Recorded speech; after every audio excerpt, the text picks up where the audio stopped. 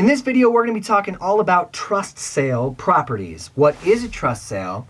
How can I find them? And what's the process to purchase a trust sale property? You're not going to want to miss this because it is in this video where we are going to make it easy.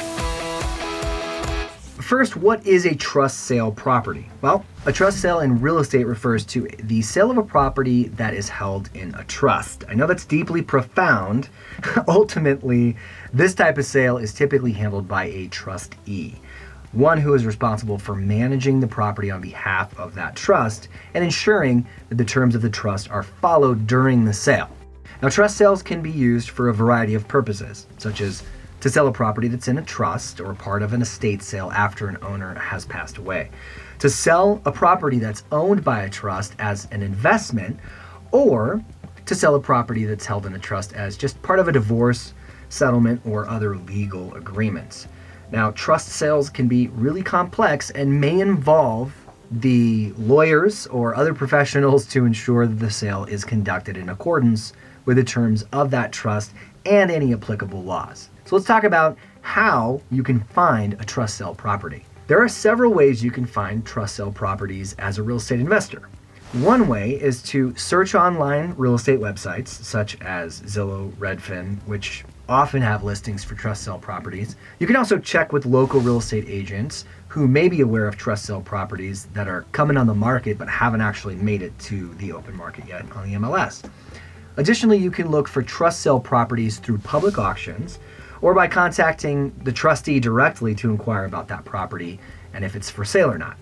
Now, while it can be difficult to find trust sale properties before they go on the market, as these sales are often not widely advertised, there are a few steps you can take to try and locate trust sale properties before they're listed.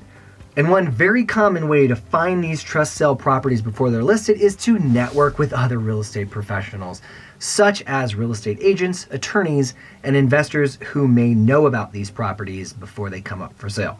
Now, especially attorneys. You can even market to attorneys in creative ways and or set up a meeting with one of these attorneys to discuss how you can benefit them and their clients by purchasing properties without all those hoops that sometimes come with preparing a property to be listed. You can also monitor public records, such as probate records or court filings, which will provide information about trust sale properties. Now, we need to talk about what the process of actually purchasing that sale is too. So to purchase a trust property, you'll typically need to follow the process as outlined in that trust agreement and any applicable laws, of course. So this may involve submitting an offer to the trustee and negotiating the terms of that sale with the trustee themselves. You may also need to complete any necessary due diligence, of course, that is going to be obtaining financing and conducting property inspection before the sale is finalized. And if you're interested to learn more about financing and building and raising capital for your real estate business, check out this card right here, where we'll go ahead, and it's linked in the description below, to teach you our process for raising millions of dollars of capital for real estate investments. However, it's a good idea to work with a real estate agent or an attorney to help you navigate the process of actually purchasing a property in a trust, as these sales can be complex and it might require and involve some legal considerations. Now, speaking of which, there are a number of legal considerations that may be involved with the sale of a trust property. Depending on specific terms of the trust and circumstances, some of these common legal considerations include the actual terms of the trust. The terms of the trust include any restrictions or conditions that apply to the sale of a property. Think of it like CC&Rs, covenants, conditions, and restrictions that an HOA might have. Well, this property is not maybe in an HOA, but there may be restrictions in that actual trust, okay? So you need to follow the process of that for the sale. Another issue is title issues. The trustee is going to need to know and ensure that the property is free and clear and that there's no encumbrances or outstanding liens on the property. Thirdly, there's tax implications.